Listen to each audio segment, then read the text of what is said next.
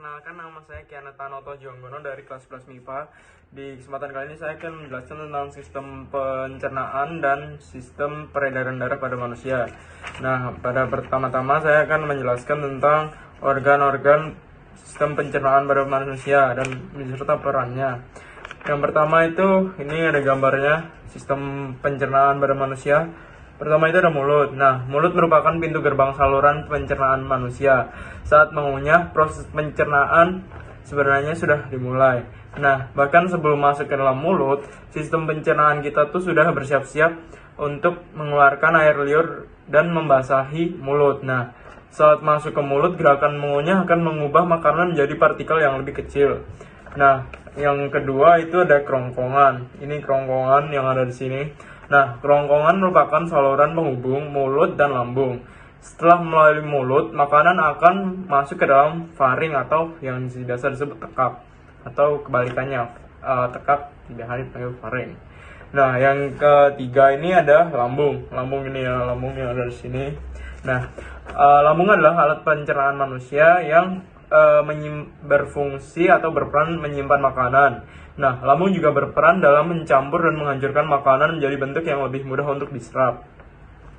Lalu yang keempat ini ada empedu atau bisa dibilang kantong empedu sih. Nah, cairan empedu disimpan dan dikeluarkan dari kantong empedu. Nah, saat makanan yang berlemak masuk ke usus 12 jari, kantong empedu akan berkontraksi dan mengeluarkan cairan empedu. Nah, yang kelima itu ada hati. Hati ini ada di sini, hati. Hati memproduksi suatu zat yang bernama empedu. Nah, yang berguna untuk mencerna lemak dan menyingkirkan kelebihannya. Nutrisi yang terdapat di makanan juga akan disaring oleh hati. Selain itu, hati juga akan menyaring racun dan zat-zat kimia lain yang berbahaya untuk tubuh. Yang keenam ada usus halus ini. Nah, usus halus itu masih dibagi menjadi 3 bagian, yaitu usus 12 jari atau duodenum, jejunum, dan ileum. Nah, organ ini masih akan terus mengolah makanan menggunakan enzim yang diproduksi dari pankreas dan hati.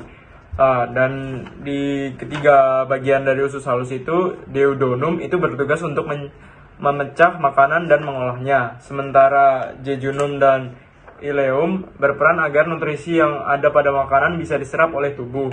Nah, di usus kecil juga terdapat gerak peristaltik yang akan menggerakkan makanan dan mencampurnya dengan zat-zat yang dikeluarkan oleh alat pencernaan manusia.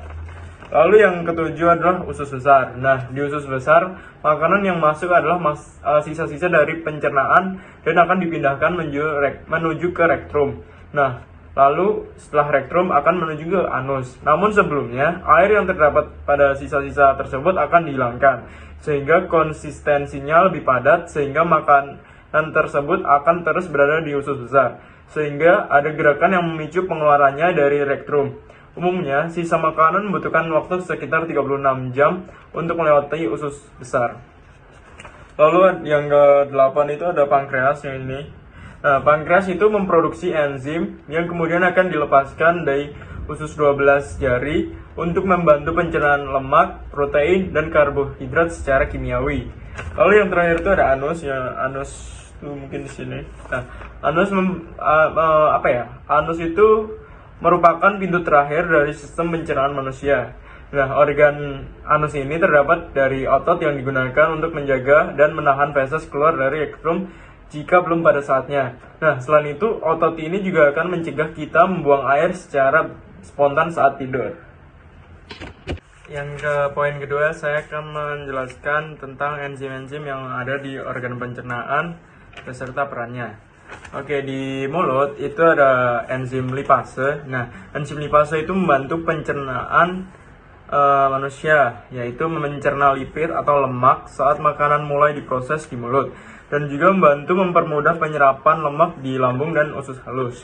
Yang kedua itu ada amilase atau enzim amilase. Nah, enzim amilase adalah enzim yang bekerja pada pati makanan dan berfungsi menghancurkan karbohidrat kompleks ke rantai yang lebih kecil atau bahkan gula sederhana dalam bentuk maltosa. Nah, enzim amilase disebut juga sebagai enzim pitialin yang diproduksi oleh kelenjar liur pada mulut. Lalu ada lisozim. Nah, dalam makanan yang dikonsumsi tidak hanya mengandung berbagai nutrisi penting yang dibutuhkan tubuh, namun mungkin juga terdapat kuman seperti bakteri atau virus yang ikut menempel. Nah, fungsi dari enzim lisozim pada mulut ini yaitu bersifat antibakteri, dapat melindungi dan melumpuhkan kuman ataupun bakteri. Yang kedua itu yang ada di lambung. Enzim yang ada di lambung itu ada enzim pepsin. Nah, enzim pepsin ini adalah paling utama dan diproduksi oleh sel lambung yang disebut sel utama atau chief cell. Nah, dalam bentuk pepsinogen yang belum aktif atau enzimogen. Pepsinogen kemudian diaktifasi oleh asam lambung ke dalam bentuk aktif pepsin. Nah, fungsi dari enzim pepsin tersebut adalah untuk memecah protein dalam makanan menjadi partikel yang lebih kecil seperti fragmen peptida dan asam amino. Di lambung juga ada enzim lipase lagi yang memecah lemak menjadi asam lemak dan gliserol. Di bagian lambung juga ada enzim mucin. Nah, enzim mucin itu dihasilkan dari sel mukosa atau selaput di permukaan dalam lambung. Enzim mucin ini berperan untuk melindungi dinding lambung dari paparan asam lambung. Lalu ada gastrin. Nah, gastrin adalah hormon endokrin yang memasuki aliran darah dan akhirnya kembali ke lambung, di mana ia merangsang sel parietal untuk menghasilkan HCl dan faktor intrinsik atau IF. Nah, yang di bagian pankreas ini ada enzim amilase. Nah, enzim ini bertugas memecah zat pati atau karbohidrat menjadi glukosa atau gula. Nah, saat makanan yang mengandung karbohidrat dikunyah, kelenjar liur dalam mulut akan menghasilkan amilase. Nah, setelah tertelan, makanan tersebut akan dicerna lebih lanjut di usus halus oleh enzim amilase yang dihasilkan oleh pankreas. Nah, di pankreas sendiri pun juga masih ada enzim lipase yang bertugas memecah lemak dan trigliserida menjadi molekul yang lebih kecil, yaitu asam lemak dan gliserol. Enzim ini juga berperan membantu kerja beberapa obat penurun kolesterol. Nah, di pankreas lagi itu ada yang namanya enzim tripsin juga. Nah, enzim tripsin ini mempunyai fungsi secara sederhana, yaitu adalah mengubah protein menjadi asam amino untuk sederhananya. Lalu di usus halus ini terdapat beberapa enzim yang memiliki peran berbeda-beda antara satu dengan yang lainnya. Nah, contoh enzim-enzimnya itu ada enzim maltase. Nah, enzim maltase itu berfungsi mengubah maltosa menjadi glukosa. Lalu ada enzim laktase. Nah, enzim laktase ini berfungsi untuk mengubah laktosa menjadi galaktosa dan glukosa. Nah, lalu ada juga enzim enterokinase. Nah, enzim enterokinase ini adalah enzim yang memiliki fungsi mengubah tripsinogen menjadi tripsin. Lalu ada enzim lipase. Nah, adalah enzim yang berfungsi untuk mengubah lemak menjadi gliserol dan asam lemak. Lalu ada enzim peptidase, yaitu adalah enzim yang berfungsi untuk mengubah polipeptida menjadi asam amino. Lalu ada enzim sukrase, adalah enzim yang berperan untuk dalam mengubah sukrosa menjadi fruktosa dan glukosa. Lalu di hati ini adalah sebenarnya bukan enzim, tapi termasuk dalam yang memiliki peran yang besar, yaitu dalam pencernaan tubuh manusia, yaitu dia menghasilkan empedu, yaitu cairan yang berfungsi untuk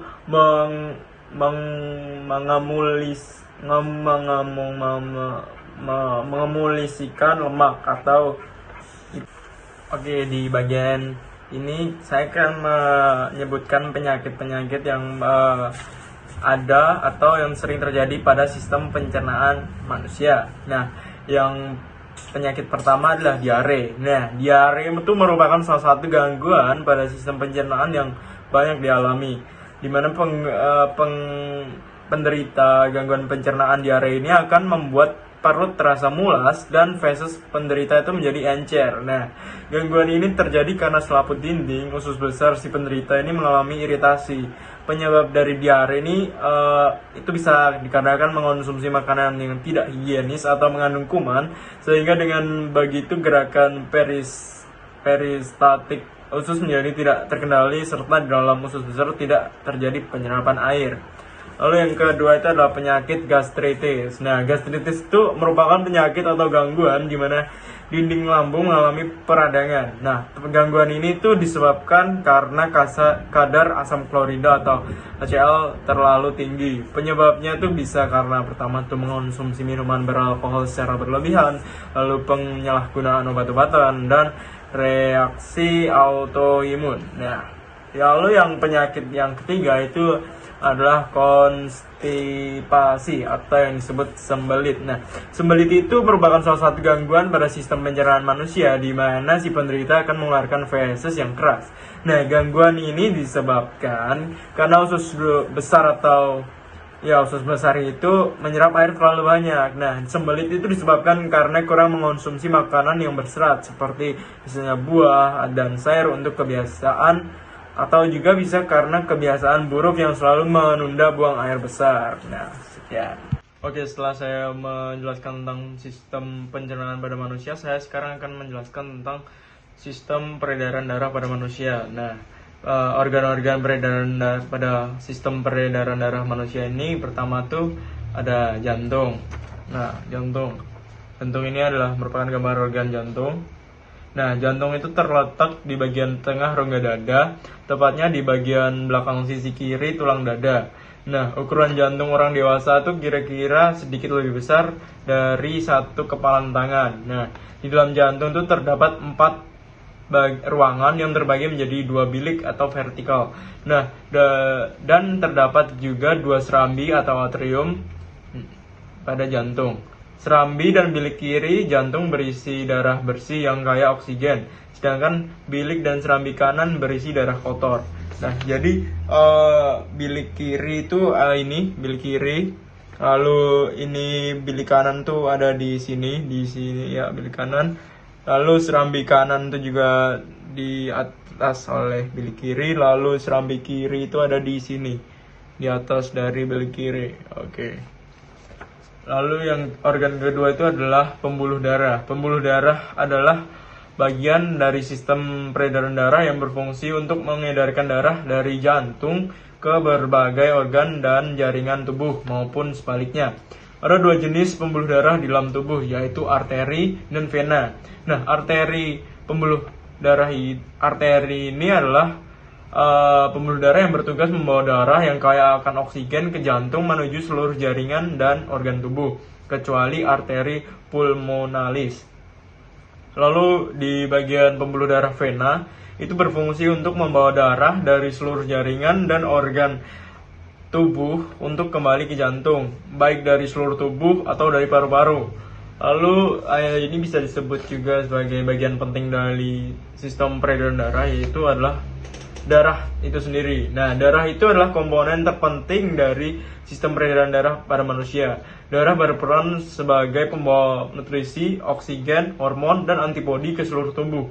Tidak hanya itu, darah juga mengangkut zat beracun dan sisa metabolisme seperti karbon dioksida. Oke, sekarang saya akan menjelaskan tentang proses pembekuan darah. Nah, ini ada skema pembekuan darah. Nah, jadi proses pembekuan darah itu pertama tuh terjadi luka, lalu kedua tuh darah keluar. Nah, lalu keping darah atau trombosit yang pecah itu tuh menghasilkan enzim trombokinase. Ini trombokinase. Nah, lalu bersama ion kalsium dan vitamin K mengubah protombin menjadi trombin. Ini. Nah, lalu setelah itu mengaruhi fibrinogen untuk membentuk benang-benang fibrin. Fibrin ini menjadi sini. Lalu setelah membendung darah dan membeku, luka akan menutup. Nah, jadi seperti itu proses pembekuan darah. Oke, sekarang saya akan menjelaskan tentang mekanisme peredaran darah besar dan peredaran darah kecil. Yang pertama itu adalah mekanisme peredaran darah besar.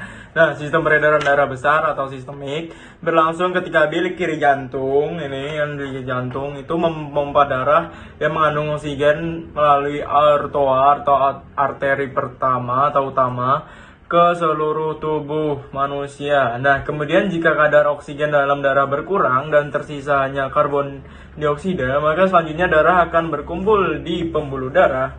Lalu kemudian darah yang akan masuk ke serambi kanan jantung dan bilik kanan jantung pada sistem peredaran darah besar ada dua pembuluh darah yang bekerja, yaitu vena cava superior dan vena cava inferior. Nah, vena cara superior bertugas membawa darah dari kepala dan lengan menuju jantung, sedangkan vena cava inferior bertugas membawa darah dari kaki dan perut menuju jantung. Nah, sederhananya peredaran darah besar itu bekerja dari jantung ke seluruh tubuh, kemudian kembali lagi ke jantung. Nah, untuk mekanisme peredaran darah kecil, itu sistem peredaran darah kecil atau pulmonalis itu berlangsung ketika bilik kanan jantung yang ada di sini itu memompa darah yang rendah oksigen melalui arteri pulmonalis yang enggak.